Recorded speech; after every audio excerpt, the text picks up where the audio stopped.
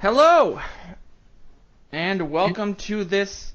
It's beginning to feel a lot like Championships edition Oh boy. of the Purple Journal podcast.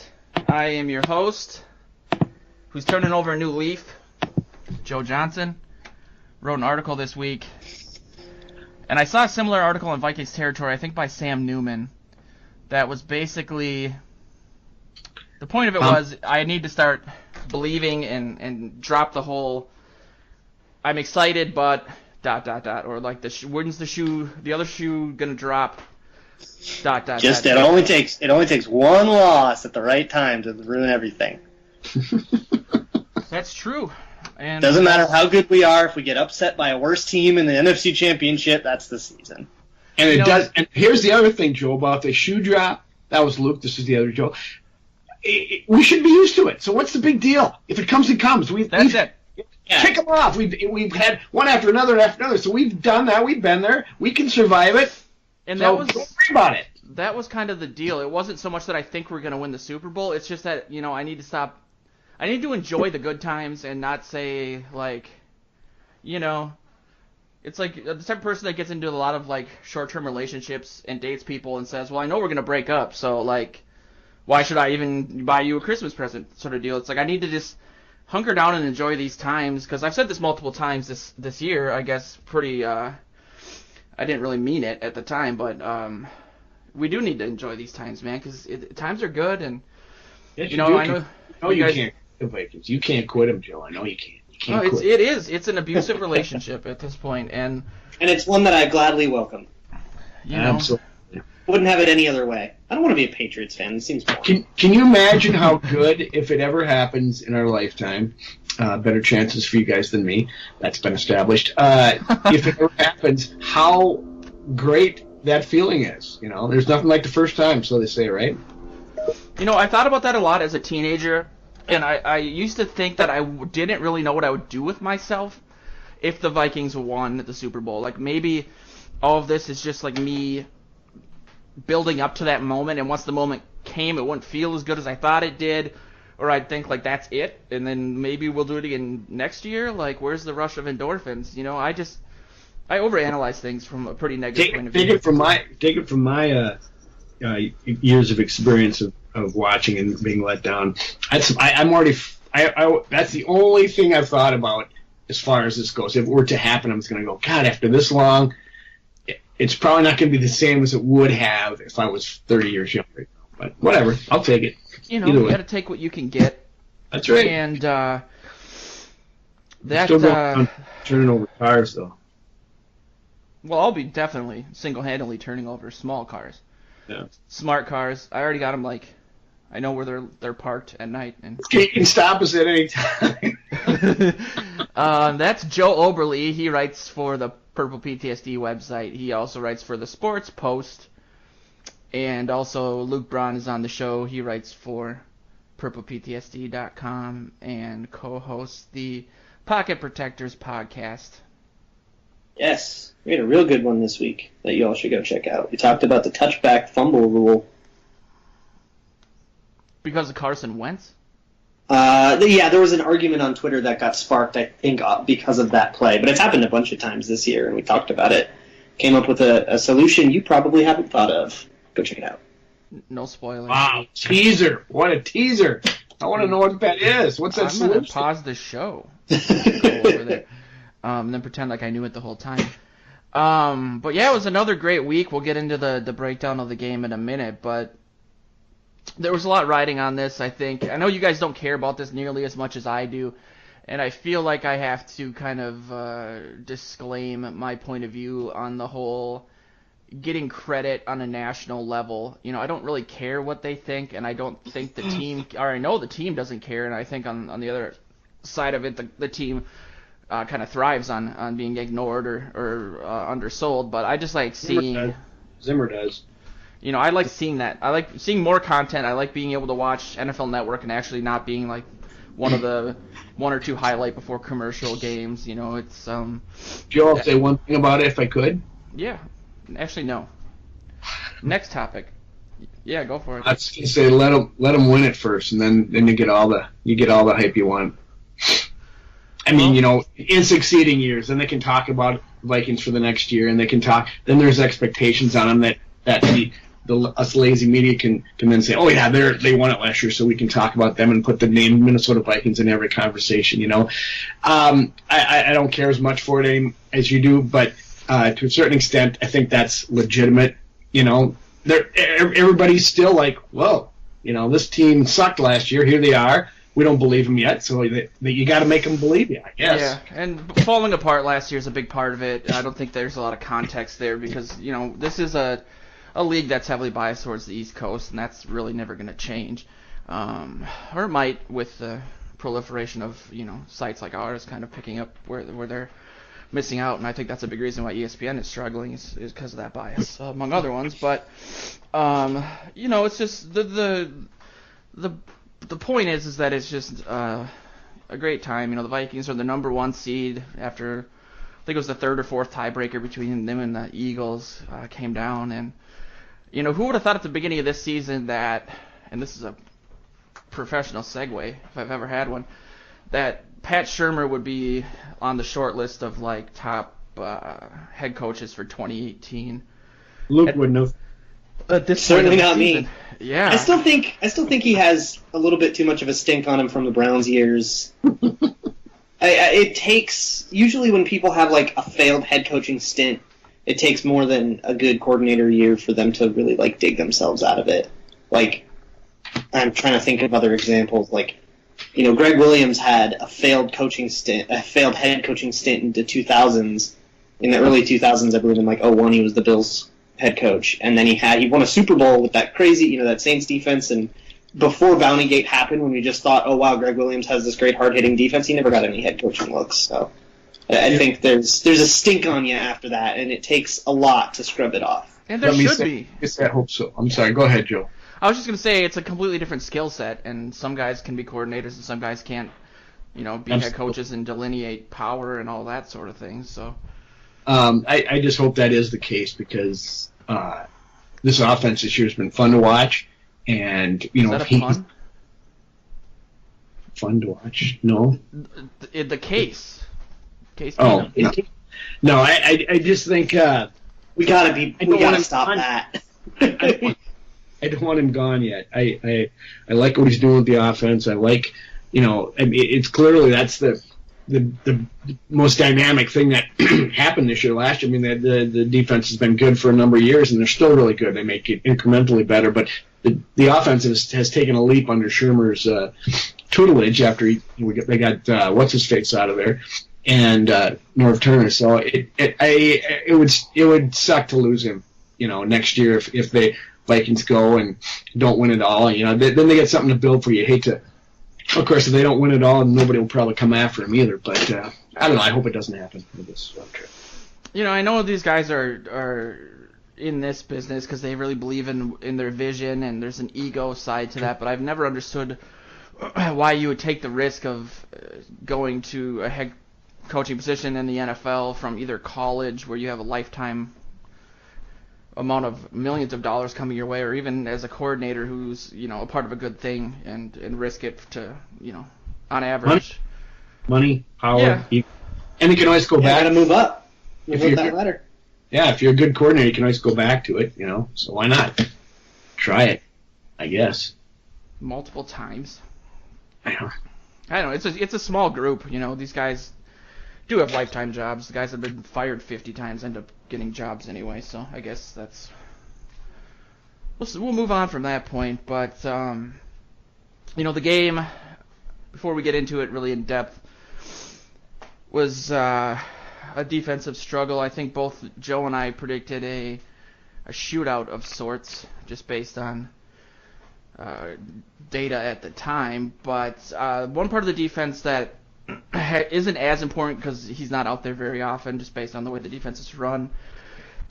But he's an important member of the team anyway, and he deserves his credit because a lot of the people, my bad, during the or after the draft were really kind of shitting on him as the weak point of the draft. And Luke wrote an article about Ben Gideon, who I've been a fan of since the beginning because of his Big Ten roots, and thought you could kind of talk about that, explain kind of what you wrote about there, Luke.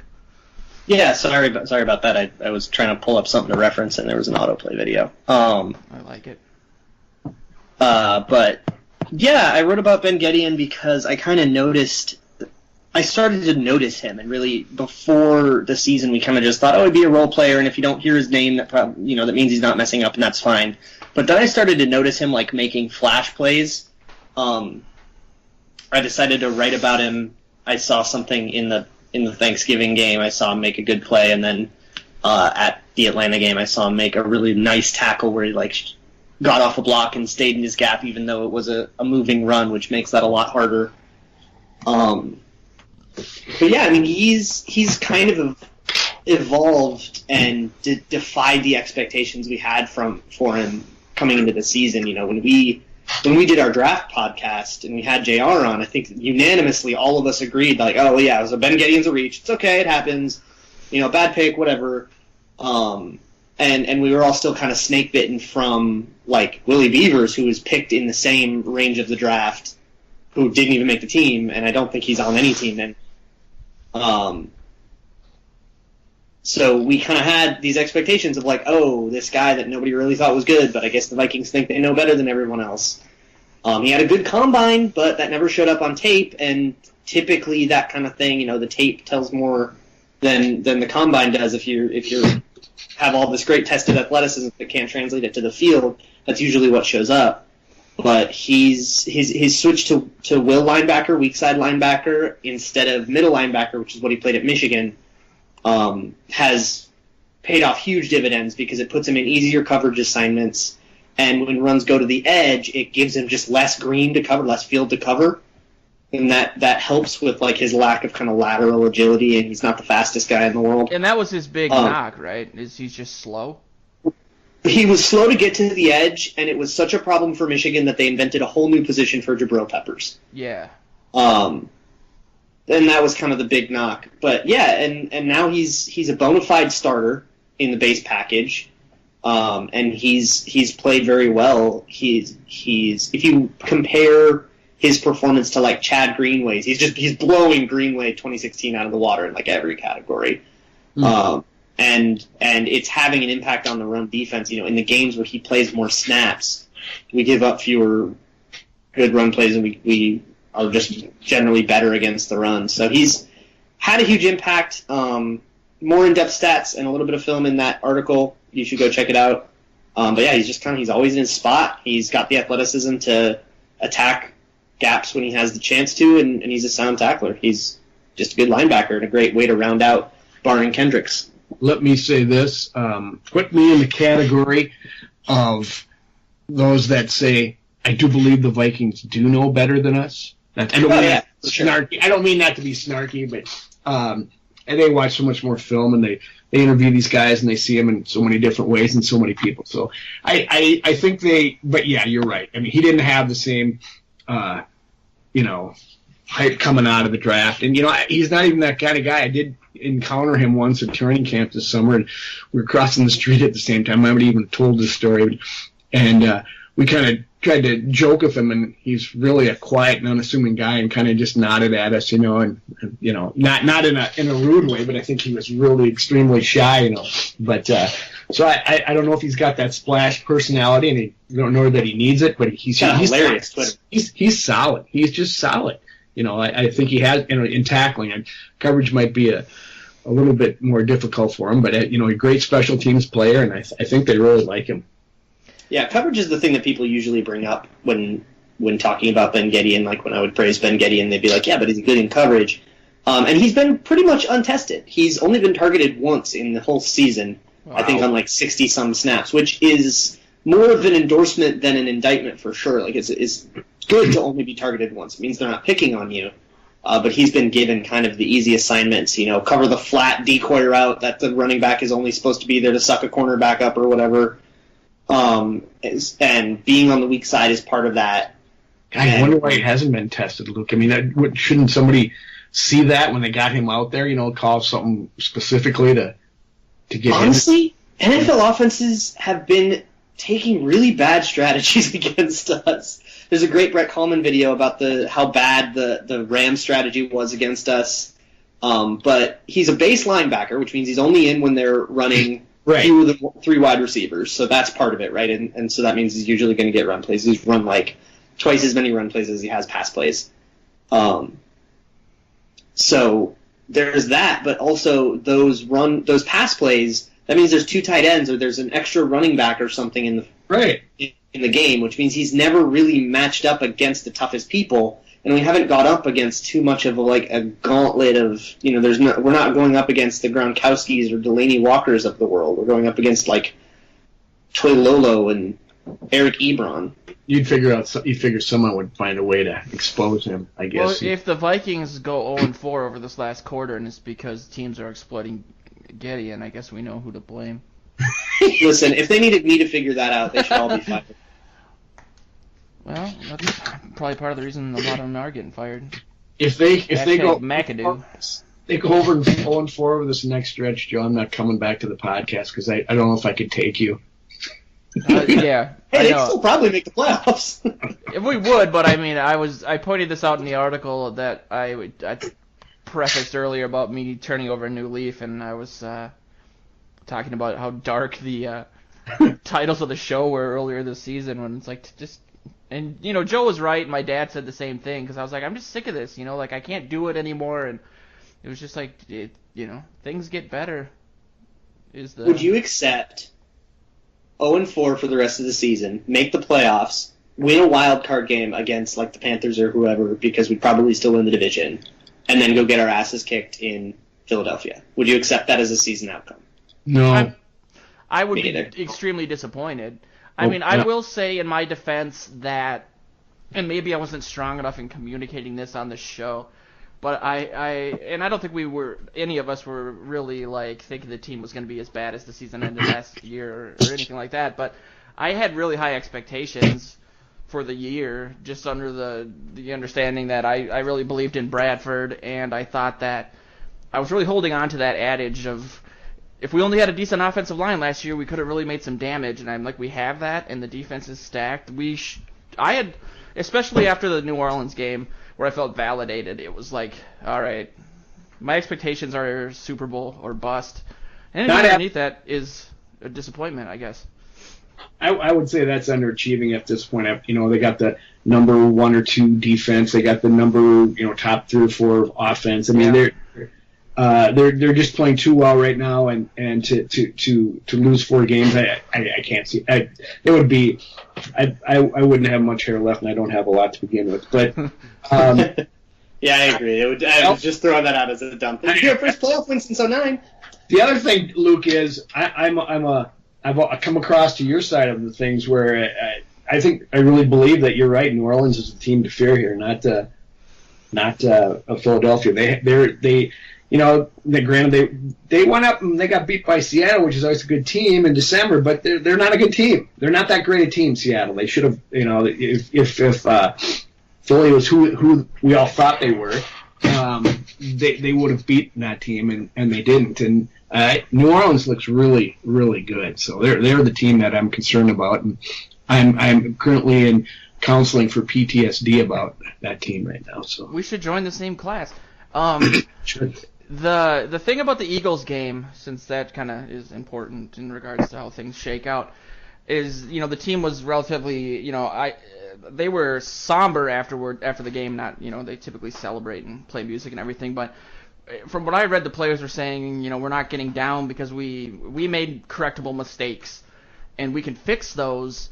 And from other things that I've read, it sounds like they've made some mistakes like that. They just have been playing some pretty bad teams where it didn't really matter at the end of the day. And I feel like if you're a team that's making those mistakes in December, that's not really a good harbinger of things to come, since that's wild card teams that get hot can take down those top seeded teams basically because of that reason. So like the Packers.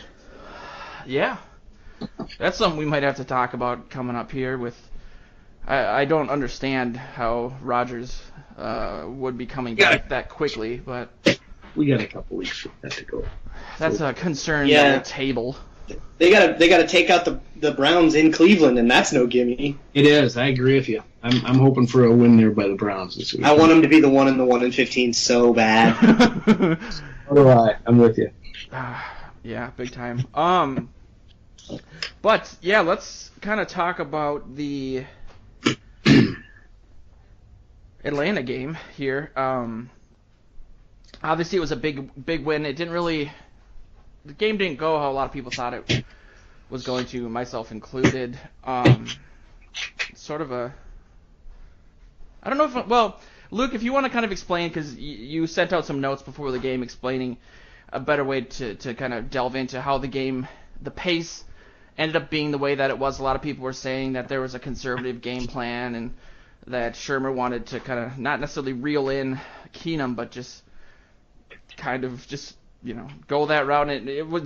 Were you saying that it was more of a reaction to the way Case played in the first half, and they did that in the second half? Or? Among other things, yeah. The way Case Keenum had a bad first half. I don't think you can really argue against that. He only threw the ball past 15 yards 3 times, and all 3 were atrocious, uncatchable passes to the sideline that were too far out of bounds.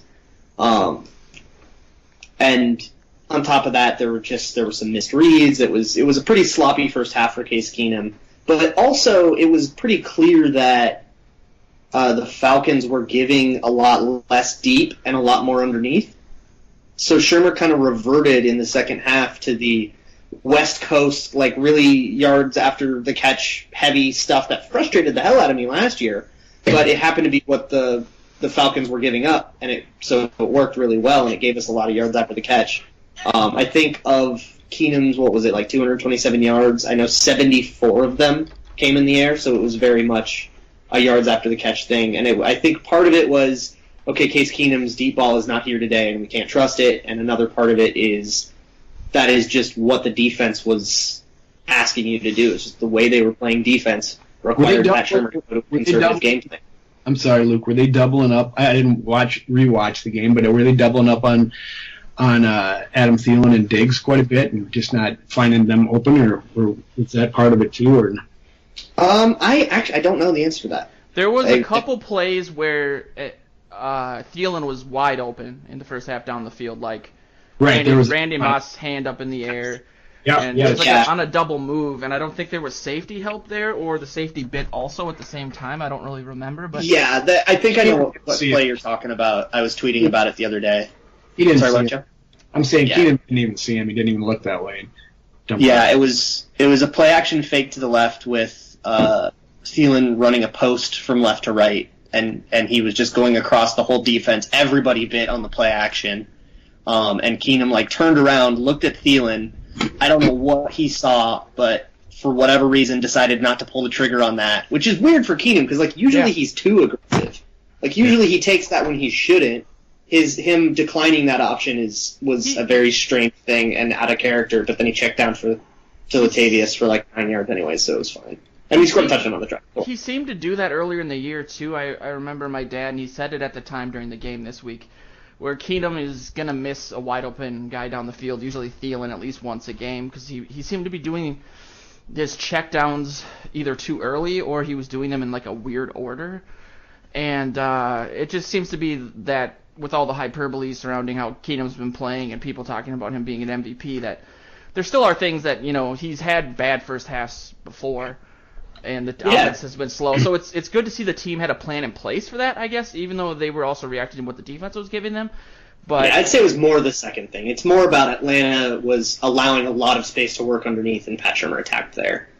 What was so good to see too was, for my money, was the long drives. There was 3 of them. The 115 plays, 78, 90 yards. I can't remember, 75 yards. But the thing that I don't think people have mentioned much in talking about this, and Joe saying that I predicted a blowout. I think I predicted 24 points, and blowout.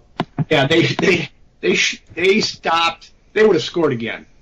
I think, at the end of the game. Had the game lasted longer, had they needed to score, they were moving again just like they had on the other two drives. They were methodically down the field, and they were inside the 10 when that until he started kneeling on the ball and ended up at 12. I mean, they were had 4 downs from there, so it really would have been a little bit more of a not a blowout, but you know what I'm saying. Yeah.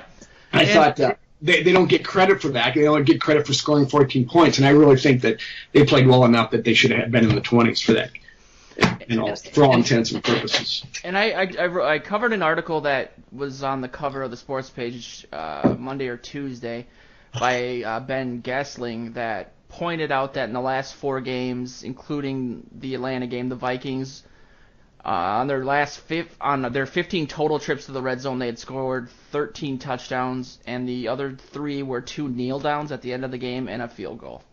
Wow. So that's part of what you're saying in regards to they kneeled when they didn't have to. I mean, they could have pulled a Belichick back in the day and just scored a touchdown for no reason, but those are incredible numbers. And I think that in your article, Joe, you're saying it's this change from last year where they couldn't score in the Gallagher red zone for beans, right? Yeah, or the infrared zone. It was a huge struggle, and then looking back also at how people assumed that we were better at it than we were when we had Adrian Peterson, even during like the 2012 season, which is Luke has talked about that a lot actually. So I probably could have given him credit, but I decided not to. But yeah, it's something that they just struggled with for a while, really. I mean. Yeah, I looked at a lot of the All-22 for this game, both for the Getty article and then just because I was curious about Rhodes and the defense and stuff. But I really, upon second look, I really don't feel like we were the better team in this game, but we got into a situation where we had a lead going into the last drive, and I think I agree with you a lot, Joe, that closing out that drive and not giving them the ball back probably was the difference in this game. Because it really does feel like the Falcons played better, with the exception of Matt Ryan, who was pretty off in the face of pressure. I also want to talk about the end zone play calls. The Rudolph touchdown, the second touchdown. JR was talking about this on Twitter, and I just want to mention it because it's so neat.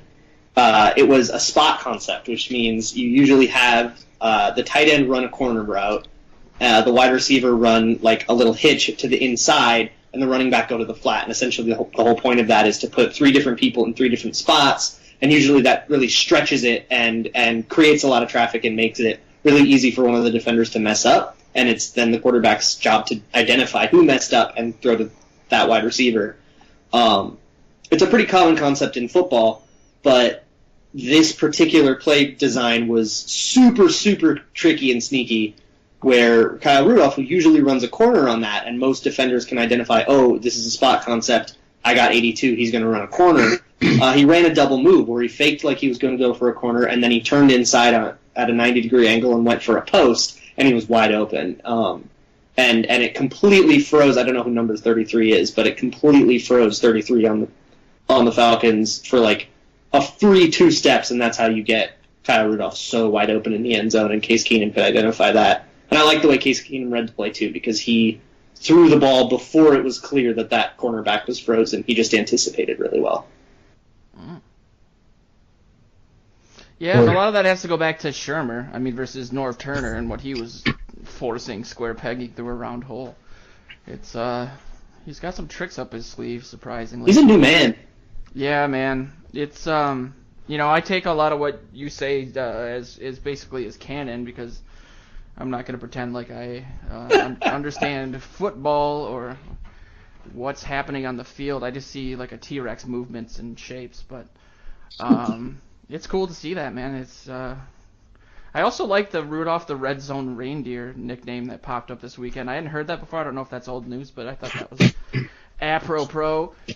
But before we get into the defense in regards to the Falcons game, there's another unsung hero, maybe the new Pat Shurmur for Luke in regards to the way that the readers respond, especially with Latavius Murray, who seems to be maybe his earlier struggles were based on his surgery and not being healthy or not understanding the offense as well, because he didn't get to play very much earlier in the season. But having a guy like that is been not as critical as Case Keenum's play, obviously, but it's a big factor in regards to how this team, can move the chains, get those long drives, get a couple wins that they otherwise might not. And so, Joe, if you wanted to kind of touch on any thoughts you had on I'm trying to think of a good nickname for him, but I got nothing. Mr. Murray. Yeah, I've actually enjoyed watching him this year. I do give him the benefit of the doubt on the surgery and learning the offense, like you just mentioned, and I like, I guess I wrote in my rap this weekend that he's never gonna fool anybody into thinking that he's Adrian Peterson and running with that kind of explosion and ferocity or even balance, really. Right. He's got a very upright style for a big guy that it looks like he'd really be easy to tackle, but he runs his. You can tell that he's really going for it every time he does, and he's gonna sometimes that power is gonna be in his favor, and he's gonna get through. And I started showing some shifty moves here in some of those open field runs, which was nice. And he doesn't have great speed or whatever, but I really like his attitude. I like that he just keeps getting stronger, and I like the way they're using him. I mean, if blast him up the middle, and then maybe some more stuff with change of pace with Jarek outside. But I've been pleased that they've been a great 1-2 punch in replacement for Dalvin Cook, and we can all just sit here and think, and now we'll probably do the Teddy thing with Cook and say, oh God, he's so great, and maybe we're building him up more than he is, but no, I'm just kidding there. But Murray's been good. That's a huge pickup for this team, I think, and it's really paying off to kind of what we thought it was going to be when they got him. I remember when Cook got injured that I said around this time of the season, if we were doing well, I would still have the nagging thought, but how much better would we be if Cook was playing?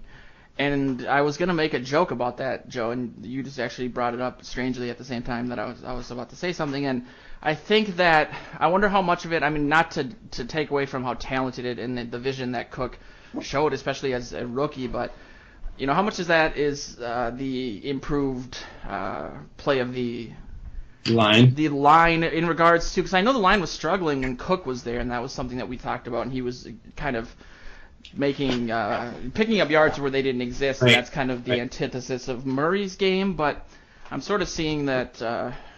I guess basically my point is that the line's just doing a lot better than I think people had anticipated. There's no question. It's and it's only going to benefit Cook next year when he comes back to have a little bit more holes to get through. I mean, he was getting a lot of it on his own, but yeah, the line has been great. There's no question about it. And Murray's been good in what he was originally brought in for, which is this kind of a goal line guy. I think he's short yardage. He's been converting a lot and not turning the ball over. So I mean, whether it's he's doing what they are opening for him and not much more, or I don't know how much that argument would extend to what Keenum's doing also, considering how good the wide receivers are. Not to say that the pass blocking is that great, but it's a team game, man. I'll take what I can get, I guess, at this point, because the options could be much worse. We always try to break down these guys all in terms of what each person is doing on an individual play or in a game, and saying that they're this or they're that. But when you really think about it, I mean, so much depends on what the player next to you is doing. I mean, I heard Everson Griffin talk about that today, and he said someone was trying to ask him about what he's looking for in his prowess and what he's going to do against Cam Newton, and he said, it's not about me. It's you got to have trust in the rest of the guys doing their job in the system, and I think they really demonstrated that last week against Atlanta. In that, there wasn't a lot of sacks, there wasn't a lot of pressure. They played really good team defense, and that's what's really helped them shut down this high-powered offense. So I look at that in the same realm as the offense. They're all doing their job, and sometimes it's Case Keenum was saying it today. The running game has really set up the play action, and which has set up the pass. They'll start stacking the box because they got to play the run, and then they'll dump off a pass, and they're getting people to bite on the play action. So it's a team game. But you guys probably knew that. Yeah, my favorite example of that was Xavier Rhodes, because Xavier Rhodes, he was hurt on the sideline, and then after that, they stopped having him shadow Julio Jones. He actually didn't shadow Julio for most of the game, and only ended up on him on like half of the snaps. Mm-hmm. So probably because he was hurt, and he was also not having a great game. I think he gave up a lot of other production to non-Julio receivers. I don't have it in front of me, but he didn't have the best game, probably because he was hurt. But that means that we had to ask Terrence Newman and Trey Waynes and Alexander and Sendejo and Smith and even the linebackers in coverage. We had to ask everybody to be basically pristine, which you have to be pristine to cover Julio Jones because Julio Jones is incredible. And they all answered that call and were able to hold him to 2 catches for 24. That stat, it really is a testament to the ability of the team defense. I also think the run defense all year has been like that. It's always been very unselfish. There was a play with Harrison Smith where it was just a sweep play to the right or like some kind of toss play or just outside run. Mm-hmm. And he vaulted. He just cruised up and got him. Oh, well, the one where he took out the lead blocker, that was amazing. But there was a more subtle thing where he was blocked. He got blocked by, I think it was a tight end or a wide receiver. And just because of the angles and stuff, it was very clear that he wasn't going to be able to shed this block. So he just curved and just kind of pushed the block and directed him and the blocker upfield a little bit to make sure that he still cut off the edge. And then when Devonta Freeman cut up, I think it was Sendejo who was there to get the tackle. I could be forgetting who was who, but I just remember that Harrison Smith play as like, I'm blocked and I'm not going to try to make a play. I'm just going to make sure he doesn't get the edge so he has to come back into someone else. And that unselfish style, I wrote a lot about it in the Ben Gedeon piece. It's just everybody has that unselfish style of defense where they just are where they're supposed to be, and essentially when everyone is where they're supposed to be and nobody's getting pushed off the ball, the only power the running back has is deciding who gets the tackle. And it's really nice that the Vikings aren't abandoning their gaps or trying to do something to be the one who got the tackle or to go try to make a play and be a hero. They're all just doing their jobs. Yeah, and it's amazing because obviously the narrative going into the game was Xavier versus Julio, even on a national level, and I think Rhodes got a lot of credit for the fact that Jones had the 20-some yards. I did see an article pop up in my feed just about an hour ago saying that it wasn't Rhodes that stopped Jones, it was Zimmer, and I think, obviously Zimmer gets a lot of credit for being a master of the defense, but the biggest thing is exactly that, Luke, and I think they've touched on that a lot. I've heard Harrison Smith do that. I think I go back to like what the quote from who am I thinking of?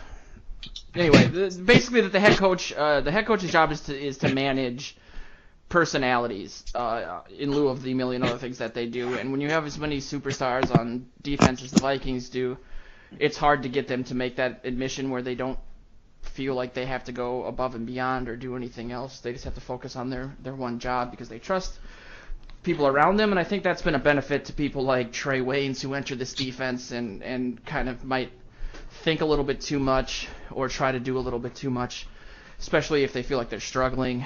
And so it's a complete defense, and I think Trey Waynes is the kind of the GOAT of the defense, who doesn't get a lot of credit, but I think his play has been... He gives up 1 or 2 catches a game.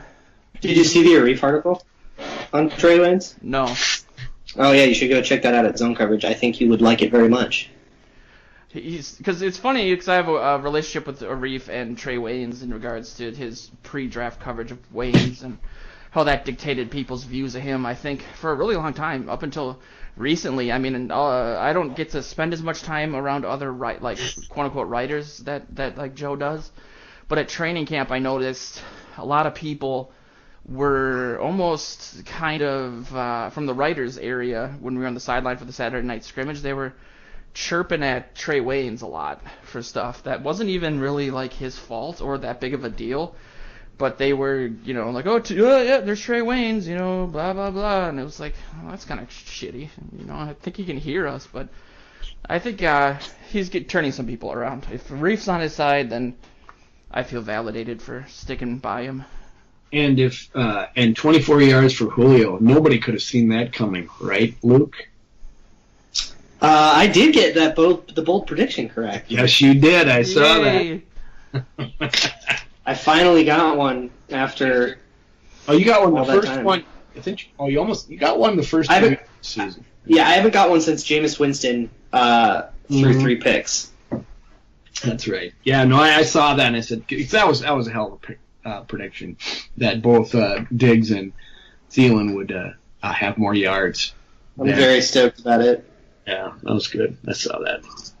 Do you guys Anyway. feel like Diggs has been sort of a sleeping giant of sorts since he kind of went out with his injuries, as he does once or twice a season, and Thielen obviously picked up the slack in a major way and solidified a partnership with kind of an unspoken bond with Keenum in that, I think Keenum's going to look at Thielen first regardless.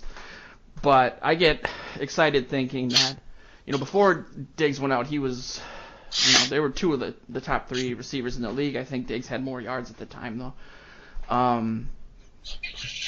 Oh, yeah, they're playing better defenses too. Maybe that's part of it. I think they're shading safeties over there. I haven't looked at the tape and confirmed, but I think that they're paying a little extra attention to Diggs and letting Thielen walk all over them, which is maybe not the best decision, Yeah. but hey, Tying NFL back defensive coordinators have no idea what they're doing. So tying back to what Luke said earlier about teams running weird plans against the Vikings, that seems to be a mistake, but it can only cover so many people, I suppose. he's still underrated by defensive coordinators, which at this point is inexcusable. Yeah. You touched on this too, Luke, though. Harrison Smith had a big day, and was there anything that, Joe, you wanted to add to his play against the Falcons, or just Luke in general about kind of putting a period on the end of the sentence that was that game? No, he gets a lot of. I mean, people were really singing his praises after this game, and I think Luke talked about one play that what really illustrates that, and he's a leader out there, and he's going to do the. I suppose he comes by his nickname Dirty Harry because he'll do the dirty job that needs to be done, even if it isn't, getting an interception. He's a great safety. He deserves all the plaudits he gets. He's a smart player out there, and I think him and Zendejo are a good tandem because Zendejo is a bit of a headhunter and will. Put the fear of God into some of these guys coming across the middle. And you got, I was going to say, he should have the nickname Dirty Sendejo. Yeah. Dirty Dejo? Dirty Dejo. We're going to copyright that. I'm all about Harry. He's a good player. It's silly how Harrison Smith can have a game like that, and it's not even really remarkable. He always does that. I don't know. It's not even news anymore. This is dumb. And yeah. There's that period at the end of the sentence you're looking for. Well, it's true, man, and it's actually kind of exciting to think about that. And in regards to also touching on what Luke said about how teams scheme against the Vikings, I think one of the points we wanted to talk about in regards to the Carolina game, a team that we played a couple times over the last few seasons, is that they seem to run a pretty base offense against the Vikings. I don't know if they do that in general, because I've admitted, they do. I'm not a fan of their offensive scheme at all. Are they just relying on Cam to be Superman, basically, and they have some, Funchess is a big receiver. No, so Cam actually throws a pretty limited route tree, which was one of the knocks coming out of him in college, and the Panthers just kind of decided, okay, you're just going to have a limited route tree, and our offense is just going to do that, but we're going to be really, really good at that. We'll be really good at comebacks. But the way the Vikings have matched up against that particular plan, and all of the complexity in the Panthers' offense comes in the run game, which is evidenced by the fact that they took Curtis Samuel and Christian McCaffrey and Cam Newton, and they were really going to try to stock up on these ground weapons. That could also be used in screen passes and situations like that, and jet sweeps and all kinds of different creative solutions. So all the complexity comes in there, which makes me feel really good because the Vikings are possibly the best in the league. I haven't watched much Jaguars tape. I think the Jaguars have the best defense in the league overall, but possibly the best in the league at like gap discipline and just staying where they're supposed to be and not getting tripped up by misdirection or just like being at where they're supposed to go and not really worrying about if the ball carrier is going to come that way. So all of that creativity kind of goes to waste against the Vikings. So you have the strength of their offense, of the Panthers' offense, and it was this way the last couple times we played them. The strength of the Panthers' offense doesn't really have that big of an impact in games against the Vikings. So we match up a lot better with them than other teams do. So I could definitely see this being the kind of game where the Panthers look worse than they are because the Vikings do go about their business in a way that the Panthers don't really have the plan to attack. And since that's another talker that's tied into this, is that where they've found success in kind of bottling up Cam in the past? And I think they had 8 or 10 sacks against him last season. And they kicked the crap out of him last time, and it was had 12 hits and 8 sacks. Yeah. Okay. And not to say that I know we talk about like not looking at previous seasons' games as an indicator of future success, but it's a lot of the same personnel, so it does kind of help. And is that kind of where your thought is on keeping him in check? McCaffrey's going to change things up a little bit. I mean, they do a lot of different things with him on offense, and they line him up all over the place. Like Zimmer was saying today, sometimes he's a receiver, sometimes he's a back, and he's catching those. It's either passing the flats or he'll get the little. The thing right in the middle of the line where Cam Newton will fade back and just give him the shovel pass right up that way. And I think that's something they're going to have to pay attention to because they, as usual, they'll always focus on taking the runaway and taking him out of the game. And even, what's his name? I got him on my fantasy team. He's been around there. James Stewart. Jonathan Stewart, yeah. Jonathan Stewart. He's been up and down the season, but he'll still run up in the middle of the line and get some yardage. And so they have a good running game. It'll be interesting to see taking off of what Luke said, I expect them to change things up a little bit. If they've had that, the last 2 times they've played them, they've scored a total of 23 points. I think they're going to have to do something different against the Zimmer defense because if they're just going to do the same thing, that's the definition of insanity.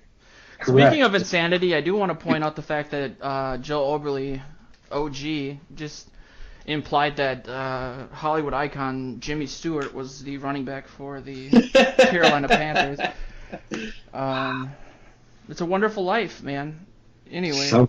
I agree with you. It's one of the reasons I'm super frustrated with the Panthers in general and their coaches because I feel like they have so many talented players and they're just now figuring it. Like it took them 10 weeks of regular season football to figure out how to use Christian McCaffrey. Like, what are you doing? And I feel like one of the things that I've loved about Pat Shurmur this year is that he's innovated. All of these play calls that we've seen in the red zone and all this stuff that's been super successful, we had never seen from him. He's innovating, and that's amazing. The Panthers really haven't, and part of that is because they've had a reasonable amount of success with the plan that they've employed. Yeah, that'll do it to you. Did we play them? Ain't broke, don't fix it. Did we play them here last season? Nope. We played them there. Down there, and then 2 years ago in 2014, they were at the TCF. Yeah. It was. And it was super cold, and we put them in the shady side. Yeah, and one of the coldest games ever, I think. 31-13, the Vikings beat them. Yeah, 2 block punt touchdowns or something like that. Right, Adam Thielen scored. That's right. Yeah, I think that was his first career touchdown. It was. Wow. Oh, good times. How little we knew. And we did want to touch on one of the keys to that also was having Rhodes against Funchess. And have you guys heard anything about how healthy he is? I think he fully practiced today. He did. He wasn't listed on the. He's got that calf injury from a couple weeks ago. I don't think he was listed on the injury report. I think it was. If he was, it was not even as full. Yeah, I have to go back and look. Interesting. I mean, Funchess is a beast. Was he 6'6"? I had my eye on him because I really truly only care about wide receivers. I think that's been established. He was a slow guy. I think some teams were thinking about moving him to tight end because he was so big and slow. But he's a Michigan guy, if I recall correctly. and I'm obviously always going to push for those types of players. So Rhodes wasn't even mentioned. He's not. He's not even on the injury report. So he should go. It's a big game. Funchess is a bit of a reprieve from the gauntlet that we've been seeing. Like Sammy Watkins and then Marvin Jones and Julio Jones. Like that's a gauntlet. And Devin Funchess, he's been good. He's had a good year, but he's not quite on that like top 10 tier with all those other guys. So I think our corners can handle them, can handle their offense. On the other side of the ball, Diggs and Thielen should match up really well with their corners, and I would expect them to be using their safeties a lot to help stymie those two wide receivers. So we could see a similar like spread the ball around kind of plan where you get screens to C.J. Ham and like I would say David Morgan, but he's got concussion issues. But like Blake Bell might get some receptions, or we could see guys like more use of Rudolph, more Jarius Wright and Treadwell, and all of those kind of tertiary dudes. Michael Floyd. Yeah, Michael Floyd. Yeah, he had another catch. I get two. By the way, Jimmy Stewart was listed on the Panthers injury report. He did because he died in the late '90s, I think. Yes. Came back. What do you mean? I've never wanted to be good at impressions until this moment, because I wanted to do a Jimmy Stewart impression so bad. Ryan Khalil is on the injury report with a limited participation with a neck injury. We haven't talked about that matchup or Captain Munnerlin either. Oh, yeah, Captain. Oh, I forgot about that. Did you see this? Came out today? The captain said that he turned down several $1 million more in the offer to the Vikings to sign with the Panthers. We knew what this was. We knew we were the side piece. Yeah, that might end up being a little rough for him. I'd like to say, imagine how great this defense would be with him in it, but Mackenzie Alexander's been playing really well also. Newman's outplayed him this year. Yeah. I would argue. Newman's been a better slot corner than Captain. I just haven't noticed as many... Which I would have never projected. Negative plays from him as there were earlier in the season. Or, back to my Trey Wayne story, it was a lot of Captain Munnerlin was actually drawing like a ton of flags, and people were blaming Trey Waynes for that for some reason. But anyway... I miss the captain, man. He's the best guy in the locker room. He won the Corey Stewart Good Guy Award 2 years in a row. It's never been done for the guy that was always there to take the heat and give you good quotes. So it'd be nice to see Captain on. Well, I guess I'll see him on TV. I want to see him.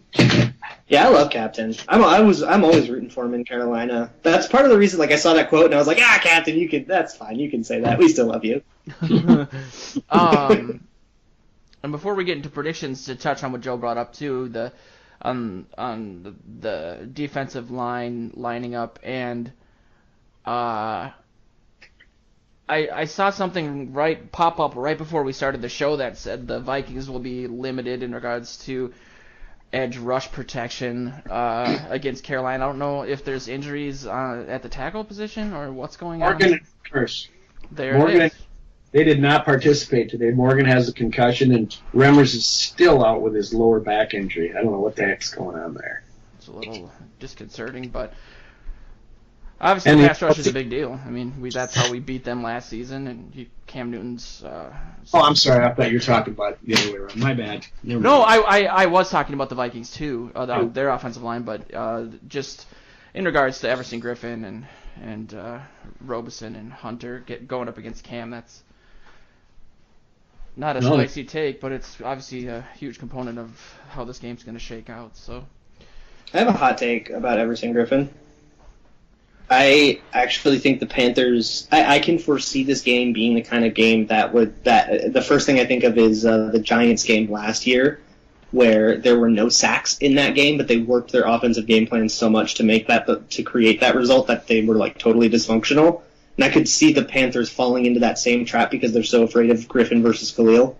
And sending a tight end to chip him every time, or sending running backs over there to protect. I would not be surprised if we saw Everson Griffin get no sacks despite being up against Matt Khalil. And then we'll be sitting there going like, well, but they only scored 10 points, so it's fine. And we'll be right to say that because it'll be, because Everson, just being Everson Griffin and knowing who he is versus Matt Khalil and knowing who he is, I can definitely see the Panthers just accepting this huge cost to stymie him. Those guys are old buddies though. They're old college teammates. Yeah, USC in the house. That's what he's saying today. He goes, I've known him for 10, 11 years. He goes, it's my pal. It's gonna be fun going against him. And he just talked about competing. He didn't, everybody's trying to bait him into saying get something out of him that he's gonna, pick something up and but he's been playing against him for so many years. They probably know each other really well. It might turn out to be a very interesting matchup. I was gonna say as friends do, it's almost probably more important for him to dominate Khalil now than any other game of the year from a personal perspective, just so he can hang it over his head when they're 50 years old and I don't know, whatever people do. I was gonna say fishing, but that's not an LA thing. Luke would know. Getting a tan, living into your 80s, all those good things. They went to USC. It was avoiding gunshots. USC's in the bad part of town. Are you avoiding the flames today, Luke? Yeah, I am surrounded. I am surrounded on the northeast and west by 5 different wildfires, and my apartment's been pelted with smoke for like 2 days. So I've actually been sleeping in my girlfriend's place because it's not healthy to sleep here. So that's crazy. It is insane. Like I saw a quote saying it's like Rome when Rome burned. Yeah, we should get a picture of Luke for the site playing a fiddle. It's like these cars looked like they're driving into hell. It was just yeah. It was the 5 a.m. commute, and there was all this fire rolling down the hill. Those videos look a lot scarier than those hills. I drive on them all the time. They're like a solid ways away from the freeway, and they don't the fire wouldn't roll right onto the freeway there, but it's crazy looking. Yeah. Jeez. Stay safe. Stay safe, brother. So if you guys hear a shrill scream, that's Luke. Or... No, I live in the middle of a desert basin, so it would be pretty remarkable if there's no vegetation to bring the fire all the way in here. That's the key. And I was going to say, also you might hear a shrill scream once I realize how far behind I am in the prediction Oh, no.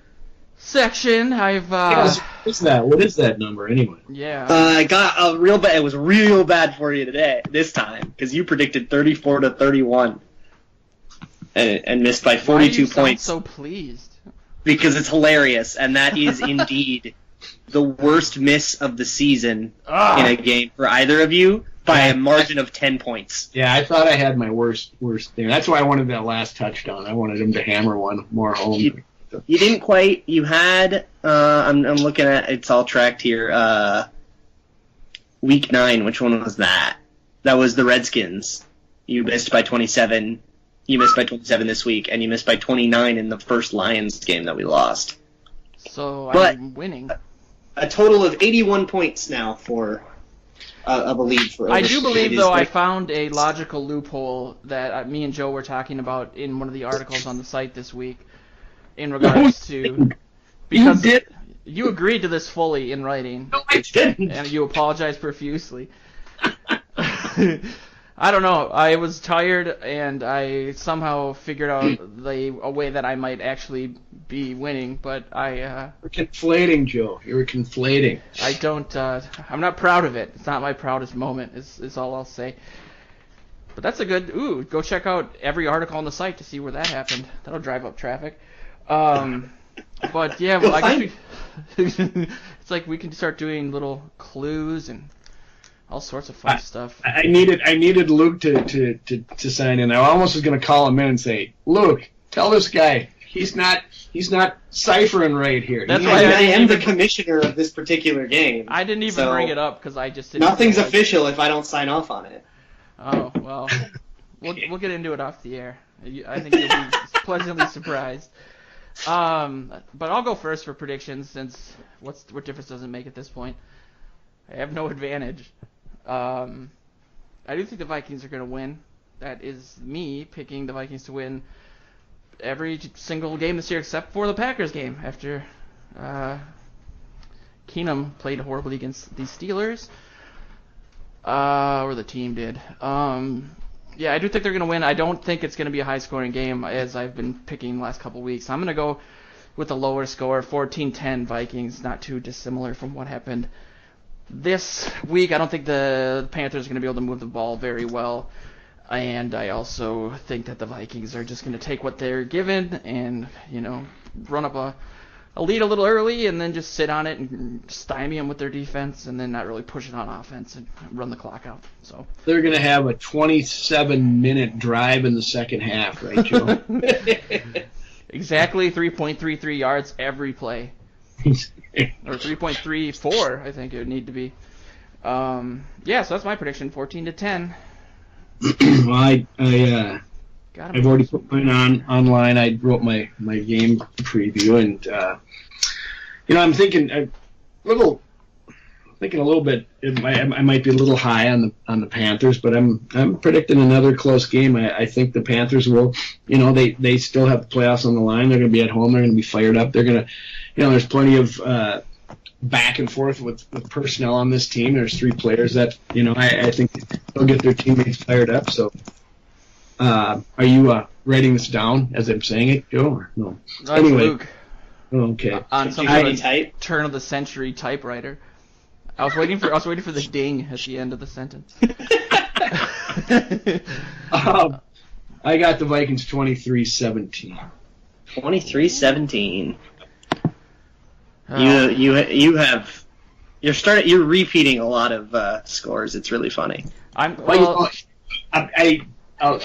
shouldn't tell Joe my secret, but it's right out there. I go and look at what the average number of points these teams give up and what they score, and you go off that. And the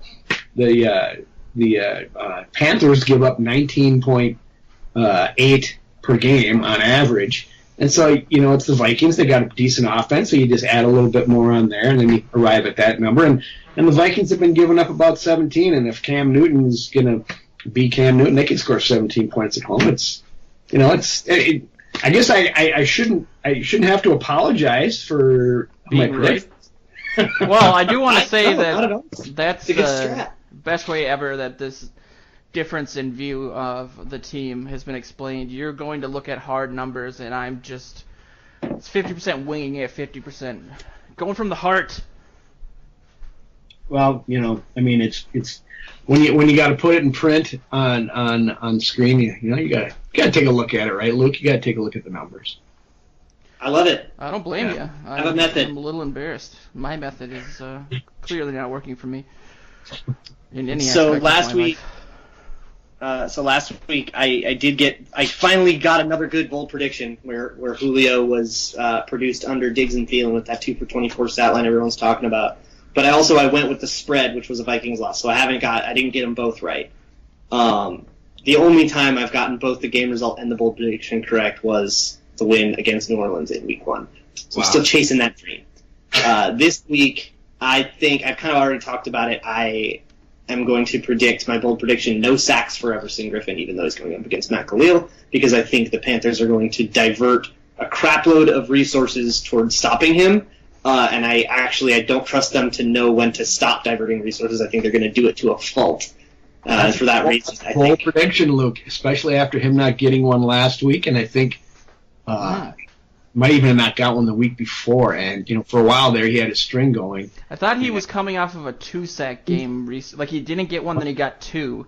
Yeah, I think you're right. Okay, so he's probably itching. That's a bold prediction. I like it. Is bold? I thought you were going to say it wasn't bold enough. No, it's bold. That's what the second one's for. Nope. Yeah. And because of all of that warping of the offense, I agree with you, Joe. I think 10 points would not surprise me at all. I don't think that Carolina's offense is going to be able to get going at all. I've got the Vikings winning this one, and I always like the way that we match up with Carolina. I don't think Carolina is as bad as they're going to look in this game. They're probably a playoff caliber team that just hasn't figured out how to attack Mike Zimmer's defense, and until I see them, Ron Rivera and the staff over there be able to attack Mike Zimmer's defense, I just don't believe in them. The question next week, then, we should remember this, is if we do shut down their offense, whether or not they're even capable of beating Mike Zimmer's defense with the scheme they run or the limited scheme that they run with Yeah, well, it's a limited passing game and an incredibly complex run and sophisticated running game, and that's how they've kind of been able to beat teams. And when they get leads, they can put them away. So that's the problem is an incredibly complex running game and sophisticated run game doesn't really do much against the way the Vikings play defense. You have to out-execute them, not out-scheme them. We're all predicting an NFC championship for the Vikings this weekend. NFC South championship, yeah. No, NFC North. Oh, yeah, that's right. But both. Because we'll have swept the South if we win this game. Oh, wow, I didn't even think of that. And you guys at the beginning of the year, you said you wanted to bring on the best teams, and if we can beat the best teams, then, and I was like, I'm just desperate to beat anybody and get to the playoffs and weasel our way into the Super Bowl, which is my method of doing business. But it seems that's exactly what's happening. I mean, of all the teams in the wild card hunt, we've basically, outside of Detroit. And Philly. Yeah, in Philly, but we played everybody else, and we beat them, and that's going to be huge when it comes to seeding and everything. But we can get into that next week, because I will hold Joe to this. He did say that, and I think he stated this on the show also, but we can really start talking about getting psyched up for the Super Bowl if the Vikings win through these tough games. Yep. So that for me was the litmus test. You win these 3 games on the road, and then you can start. All bets are off. I'll let you go hog wild. You won't hear it much from me, but you can talk Super Bowl all you want. I still think. It only takes one bad game. Yeah. Nobody's immune to it. I don't really want to pretend like I think we're gonna get there, because I still can't visualize it happening or what I would do if it did happen. But it'd be fun to talk about a little bit. Absolutely. Because this has been a gauntlet, though. These last 4 games and into this is like the 5th. This string of 5 games that we're about to end has been a gauntlet. The fact that we're 4-0 through it is just astounding. Do you guys want Rodgers to come back? Say the Vikings win this weekend, they sew up the division. Do you want Rodgers back there 2 games later? Do you want it? No, I want him to be 7-9, and I want him to suck, and I want him to lose to the Browns. But don't you want? Yeah, I do too. I do want the Packers. But part is to suffer. They've had enough. That's part of me wants to beat the Packers with Rodgers, so that if the Vikings do the unmentionable, that they've done it by going through. And so the Packers people can't say, well, that's because Rodgers was hurt, and otherwise things would have been different. But then I balance that with what Luke just said, which is I do know some Packers people. I talk to them a few times a week, and they're so excited about Rodgers returning that I want to see that hope dashed just the way it's been dashed in my heart. It would mean more to me than unless we Anthony Barr got a second shot at Rodgers after that Conan O'Brien thing and just put him in the ground next to Jimmy Stewart. Then we could set up an auxiliary website called Green and Gold PTSD. That's the market I've been looking to move into. I love those people. Yep. We all have similar BMIs and medications. So that's basically the show for the week. We're up against the clock. I did want to mention something that was confirmed very recently, that Mr. Jonathan Kinsley of Brickwall Blitz, who Luke connected the show with during the Browns week and the week after the Browns game, which I think was the bye, he's joining Purple PTSD full-time in 2018, and he's going to be writing articles once or twice a week. And he's been posting about once or twice a week since those podcasts, and people really seem to like his stuff. Some of it is Viking-centric. The other part of it is he does cover big topics on a national level, which is something that we've been wanting to Super include. Informative. Yeah. You should really all check it out if you haven't already. And, that was a good call, Luke, because he's a good dude, and he's got good stuff, so definitely check it out. He's under Brickwall Blitz on the website. But this has been the Jimmy Stewart edition. There you go. And that's where the impression would have been perfect. Jimmy. The Jimmy Stewart edition of the Purple Journal podcast. If we do lose to the Panthers, I will end up like Jimmy Stewart at the beginning of It's a Wonderful Life, contemplating the unanswerable questions on a bridge over a river. So check us out on social media, Facebook at PurplePTSD, Twitter at PurplePTSD. Check out Vikings Territory, which is at Vikings Territory and at Viking Territory on Twitter. But thanks for listening, and check us out next week. Skol!